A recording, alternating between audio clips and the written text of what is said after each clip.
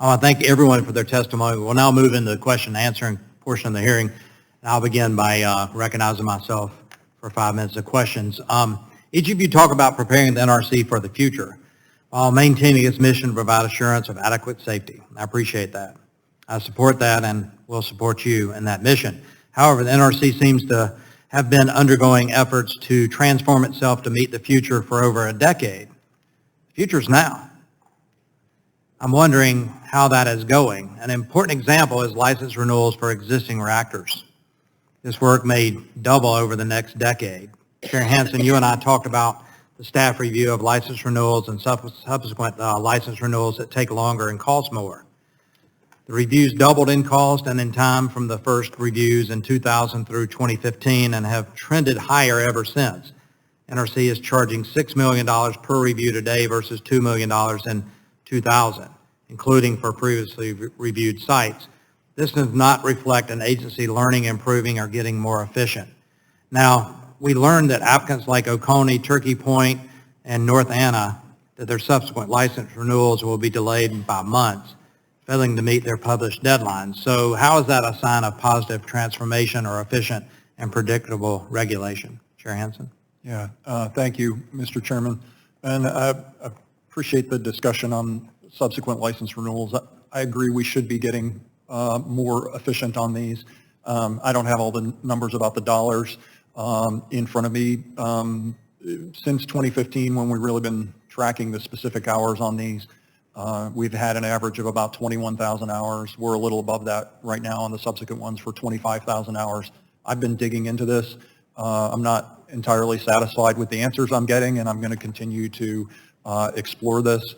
There are a few more areas we need to look at when we go from 60 to 80 years, but there should be a lot of things that are also the same. And I admit that our review process isn't fully risk-informed, and we need to take a look at that and see how we can achieve some efficiencies there and make sure we're focused on the most safety significant items. So that's an area that I'm focused on with the staff as we speak, and I'm going to continue to do so. And I appreciate the 60 to 80 years. I know my constituents probably be concerned that we're licensing a nuclear reactor out to 80 years, but I appreciate your efforts there. I will say that. Commissioner Caputo, you make an important point about being an innovative regulator. I'm hopeful we'll see more of that. You also talk about measuring results and you reference Congress's requirements for metrics in the NEMA. Have those metrics been implemented sufficiently to measure performance? Well, Congress has established expectations, but I have yet to see how we publicly track those with actual metrics. And when I refer to business intelligence software that's accessible to us, I believe it's possible for us to track progress of reviews in what I said in my statement, near real time, to show progress in terms of a percentage of completion, but also to track hours in review. A lot of our reviews are done by chapters.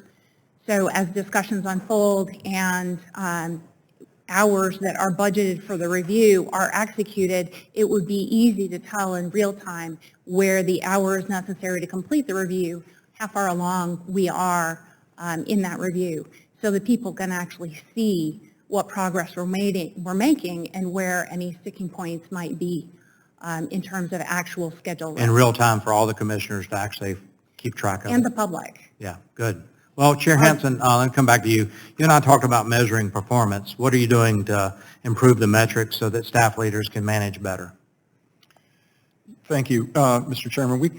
We're implementing a couple of tools. One is called our Mission Analytics Portal, which we've been kind of piloting inside the agency, where project managers on specific reviews can track hours, and not only track hours, but actually assign hours to resolve particular technical issues. So these are regulators or industry folks? I'm sorry? Are these regulators or industry folks that are working together on that? Well, we've piloted this largely internally, and then we've got an external version which we're just starting to roll out so that our licensees can then track our progress and know what to expect on our reviews. What we haven't done, I think, yet is then kind of set the benchmarks on that. We're tracking it, but setting those bright lines within that system and fully understanding where we're approaching them or where we're crossing them, I think is kind of the next step then in the management of that. Yeah. So we're, again, I don't think we're fully where we need to be. I think Commissioner Caputo makes a good point about needing to make progress in this area. I fully agree with that, but we've taken some important steps.